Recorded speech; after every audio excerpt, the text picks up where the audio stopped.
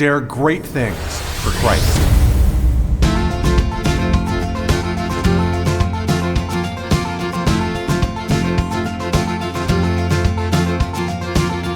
Christ calls us to dare great things. In the marketplace, as well as in the mission field, there has never been a time like the present for the spirit of the Catholic entrepreneur. Now is the time for men and women of great courage and great vision to engage our church and our culture. Now is the time to dare great things. And here is your host as we dare great things, Father Nathan Cromley, the president and founder of the St. John Institute. The story of Wilbur and Oliver Wright has captivated our hearts for more than a century.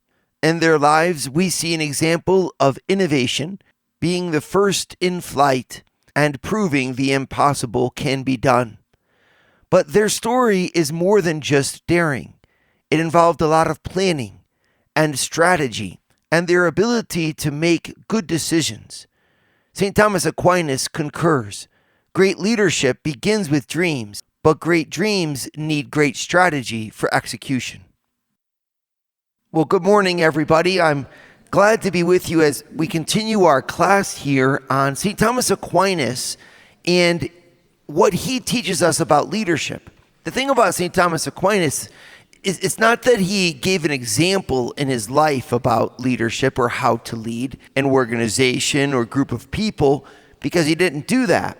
But Thomas Aquinas' leadership came in other forms. It came in his dedication to God. It came in his vows of religious life in the Dominican order when his family wanted him to be a Benedictine or part of an established community. It came in a lot of different formats. I mean, the strength of his mind and intellect vis-a-vis the university and the predominant way of thinking of his day. There's many forms of his leadership, but the reason we follow Aquinas is the depth of his thought. He laid out and mapped out for us a roadmap of human behavior.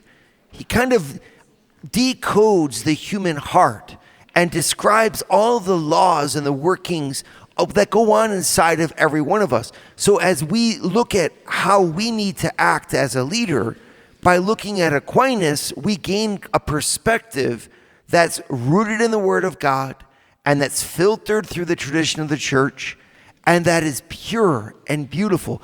And that's what I wanted to give to each one of you during this course.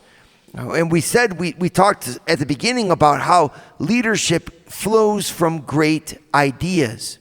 And great ideas is vision. It's at the heart of what we do, but it flows from ideas into strategy. And that's where I want to focus in today.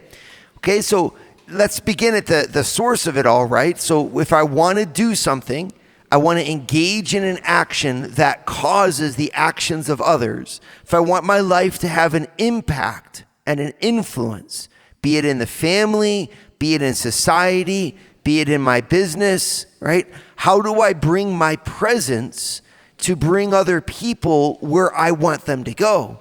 It all begins with vision. It begins with having a sense inside of you of having a goal. You know, the easiest way to not get to where you want to go is to not know where you're going. Right? It's just one of those simple kind of things, but it's really true. If people don't follow you where you're leading, ask yourself if you actually know where you're trying to take them.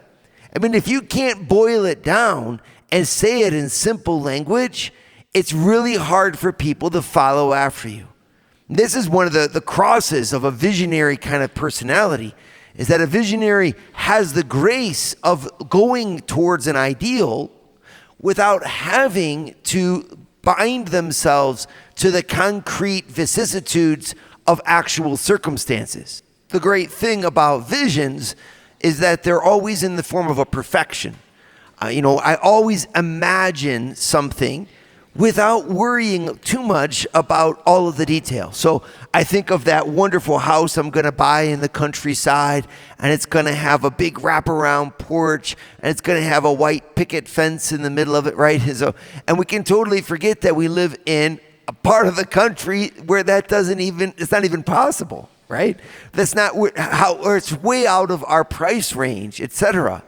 Dreams jump over the fences that bind most mortal beings to their fate. And so a visionary leader has this ability to speak about freedom. Their very vision breathes hope into the hearts of other people because it's precisely describing where you're not yet, right? And so where you are looks painful because it's full of truths. At visions, we can put truths on the side for a little bit. It's like that old way the Irish used to say, never let facts spoil a true story, right? So, and there's something to that, right? Because when you have a vision, you have a dream, a desire, well, you have something that's incredibly true. Otherwise, you wouldn't cling to it. It's just that in the concrete way that it's going to be lived out, well, that's not yet been discovered. Okay, so the power of the dream is in its perfect form, in its ideal form, and the power of a visionary thinker is not only to be able to come up with those visions, but to be able to communicate them effectively. And this, in fact, is really where the genius of effective visionary leadership comes in. Most of the time, we want to say that visionaries are those who come up with new ideas, but an effective visionary is someone whose new ideas they're able to boil down into a convincing and attractive proposition for followers to engage in. That's a whole nother set of skills, and it requires thinking. It requires a ton of effort. I'm reminded of that quote by Abraham Lincoln, who wrote a letter to a friend, and he said, "I'm really sorry that this letter is so long. If I had more time, I would have made it shorter." Right? Or if you listen to the great writers, the poets, as they edit and edit and edit to boil down to the real essential, where their poetic inspiration is pure and clean. The greatness of a mind is to have an idea, yes, that other people can follow. And I'm reminded of Steve Jobs, who took his staff with Apple on a famous trip, a strategic planning thing. They had 2 days of meetings, and their idea was to come up with what we can do in this next year as a company. And so they met for 2 days, and they came up with a list of about 10 things that they said, we absolutely have to do this next year. And Steve Jobs famously sent them back and said, okay, we can only do 2 of them. And his staff said, that's impossible. You have to do more than 2. And he said, nope, we can only do 2 things. And he forced them to really focus down and to prioritize amongst their many things, the visions that they had for where they needed to go, to really come down to the 2 things that they could actually do as a company and succeed at. And there you have an example. He didn't have a criticism against visions. It's just that the visions have to also be persuasive. Like, think of it when you're thinking of your companies, what your mission statement is, or your vision statement, right? Can you say it in 5 words? This is just a great challenge, right? Because it's very hard to do. It's much easier to go on and on for a half an hour about what you do. But when someone says, what is it that you do? Imagine if you could say it in 5 words. It'd be a lot more powerful. This goes all the way back to Aristotle in his writings on rhetoric, where he says the whole point and the mark of excellence for spoken language is clarity. Clarity. Right? So if a person speaks clearly, they will be convincing. And this all is essential to us because we have the obligation as Christians to make an impact in the world in the name of Christ, to raise the dead, to cure the sick, to preach the gospel, to instruct the ignorant, and so forth. We have to carry on the very mission of Jesus Christ in our classrooms, in our hospitals, in our families. Okay, well, to do that, we need to go to that essential wellspring of ideas called the gospel and the Holy Spirit and work with it. Allow those ideas to find a culminating expression that's clear, winsome, attractive, ideal, yes, and yet one that stirs the hearts of humans that listen. When we do that, we're able to then sit down and really go to the next stage, which is the make it or break it stage of any type of activity. And that's the planning stage, the stage of strategy. Father Nathan is producing an ongoing source of videos to form, unite, and inspire you and your family. Go to eagleeyeministries.org. That's EAGLEEYE ministries.org. And subscribe to Eagle Eye Pro. Subscribe today. You know, we're talking about strategy and the importance that we have to plan in order to bring an idea to influence others effectively. And I think immediately, of course, of the Gospel of St. Luke. Luke chapter 14, verses 28 to 33. He says, "For which one of you, when he wants to build a tower, does not first sit down and calculate the cost to see if he has enough to complete it? Otherwise, when he has laid a foundation and is not able to finish, all who observe it begin to ridicule him, saying, 'This man began to build and was not able to finish.' Or what king, when he sends out to meet another king in battle, will not first sit down and consider whether he is strong enough with 10,000 men to encounter the one coming against him with 20,000? Or else, while the other is still far away, he sends a delegation and asks for terms of peace. So then, none of you can be my disciple who does not give up all his possessions." I'm really struck by that. This is an example of Jesus Christ himself speaking to us about the place of strategy in our Christian life. Obviously, it's very different to talk about strategy in the Christian life and strategy in the business. But what amazes me is that even our Lord speaks here of the necessity that we have, if we're going to engage in action, to plan and to calculate. And he uses it, of course, in reference to the knowledge that we all have to have. You have to renounce your possessions in order to get to heaven. So to go from point A to point C, that is from earth to heaven, there is a renunciation of possessions that has to take place. Now, of course, what does that mean? That means, in spirit, etc., right? So because not everybody's called to take a vow of poverty. That's not what I'm saying. But I am saying if you love the things of this world, you'll be tempted to close your hearts to God. And Jesus knows this. So he's saying, okay, if you really want to be my disciple, you have to renounce your possessions. You cannot serve God and mammon at the same time, right? So it's pretty simple. All right, so then you get to make the choice. But you know that to get to point C, you've got to go through that point B. He's laid it out there for you, and he said, make your plan, therefore. Just like a general would make a plan, can I defeat an army that's coming at me with 20,000 people if I only have 10? Or if I'm going to build a tower, how much is it going to cost me? And Jesus actually applauds that. He wants his apostles to be prudent, to think things through. Remember what he says? He says, be as simple as doves and as prudent as serpents. Right? What is this prudence that he's talking about? And what is this calculation he refers to here in Luke 14? I mean, we see it in the apostles. We see Simon Peter saying, okay, when we have so many converts to the faith, the apostles cannot wait on tables and be effective. So let us, and he makes a plan. Let us choose 7 proven men, the deacons.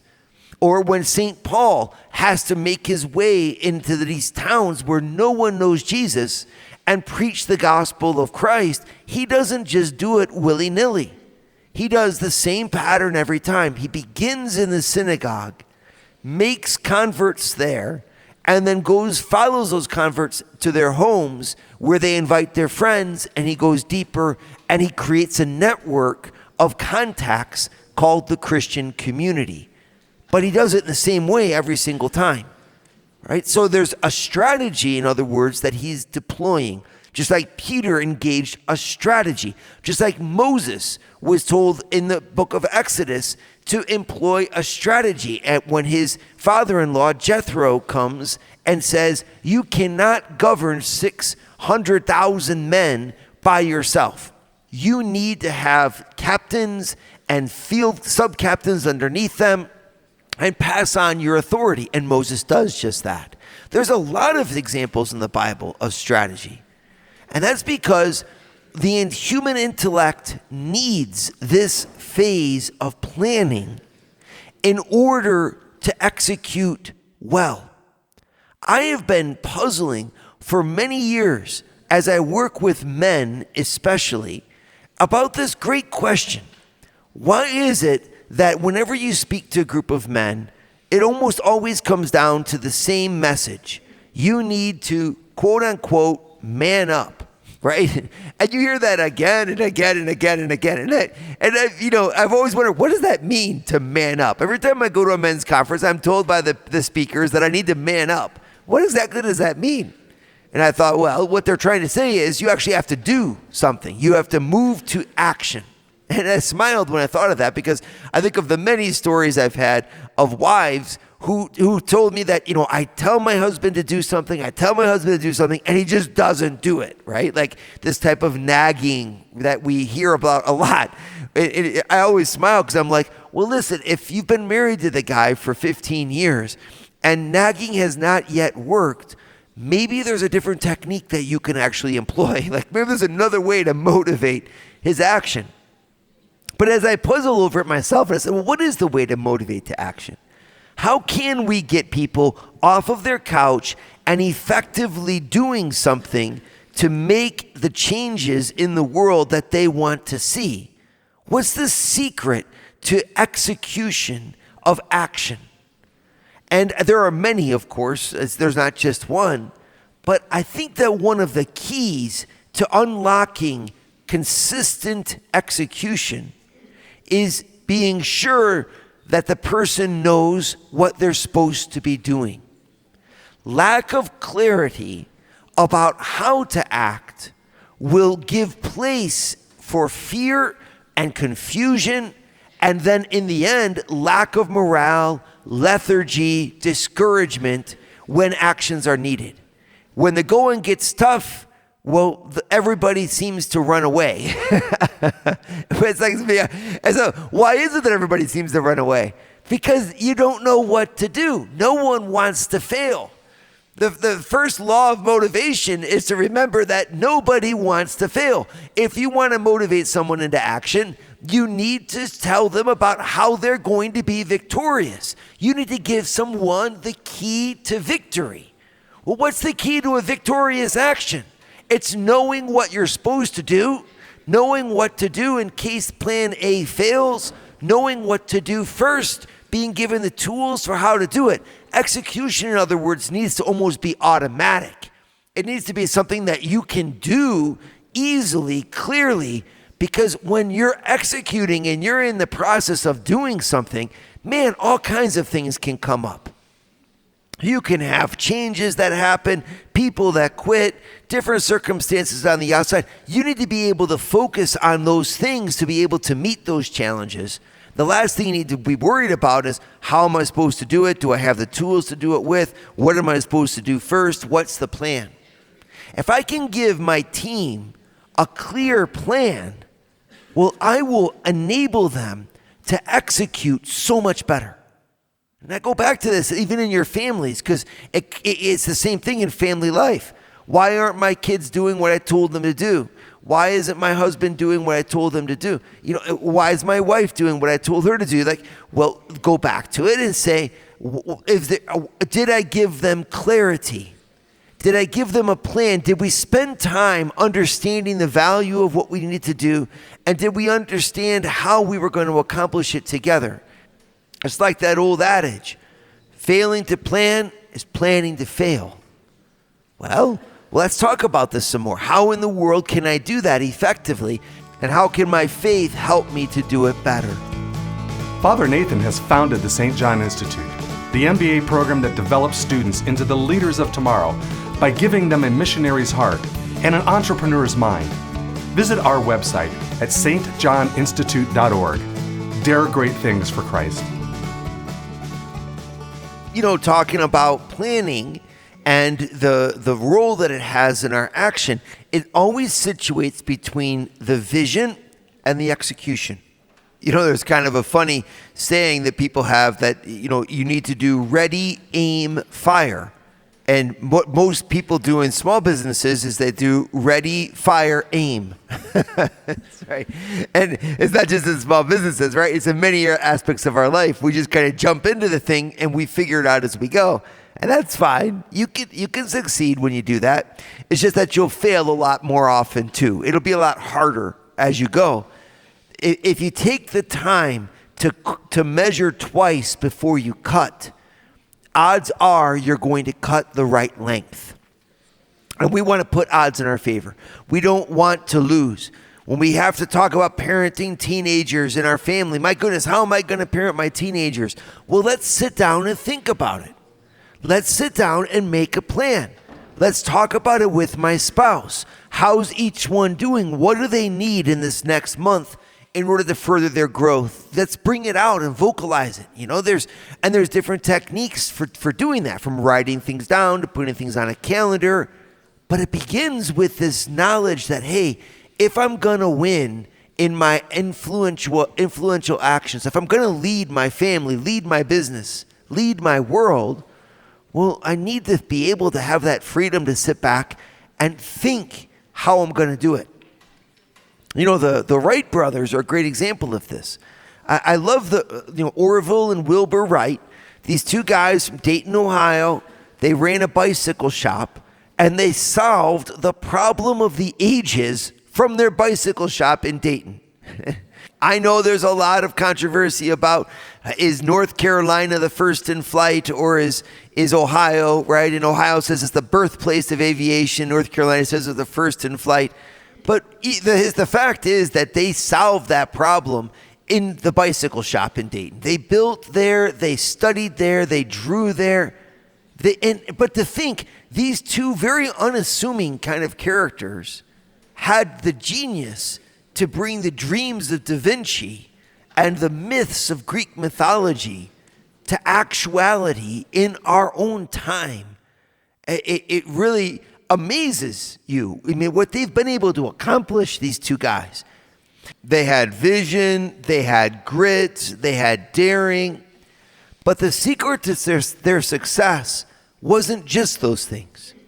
It was that the two of them planned out and thought through the issues that came their way with scientific precision.